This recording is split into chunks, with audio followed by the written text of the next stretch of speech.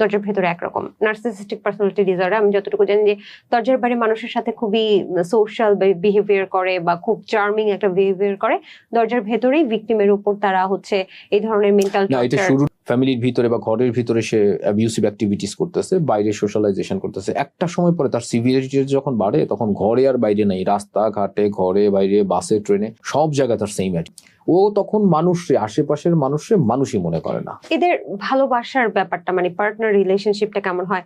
আমি শুনেছি প্রচুর পরিমাণে লাভ বম্বিং, একটা সাইকেল মেনটেন করে তারা। প্রথমে লাভ বম্বিং, তারপর সাইলেন্ট ট্রিটমেন্ট, তারপর আস্তে আস্তে আবার খারাপ ব্যবহার, তারপর আবার লাভ বম্বিং, তো ঘোরাতে থাকে।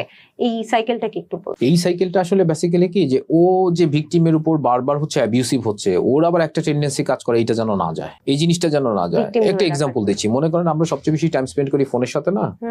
এখন আমি তো কখনো এক্সপেক্ট করবো না আমার ফোন হারায় যাক, তাহলে আমি এটা দিয়ে গেম খেলি অথবা এটা অন করি অথবা স্টার্ট করি, মিউজিক শুনি, what ever to doing, battery charge, হ্যাঁ চার্জে রাখতেছি, বারবার চার্জ করতেছি, আবার অন করতেছি। ঠিক তেমনি ও ওইটা না তার কাছে একটা প্রোডাক্ট অফ পারভার্সন, মানে ও ওটার সাথে খারাপ বিহেভ করবে, ও ওইটারে হচ্ছে গিয়ে মারবে, আবার ওইটা যখন ইমোশনটা একটা সময় পরে আবার গিয়ে ব্রাশটা আউট হয়ে যাচ্ছে।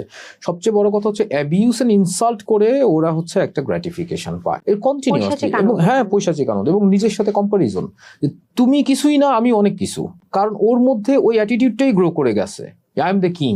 সো ও বাসার মানে পার্টনার কেন, পৃথিবীর কাউরেই হচ্ছে কিছু মনে করে না, এবং এই জিনিসগুলো অনেকটা পুষে রাখার মতো।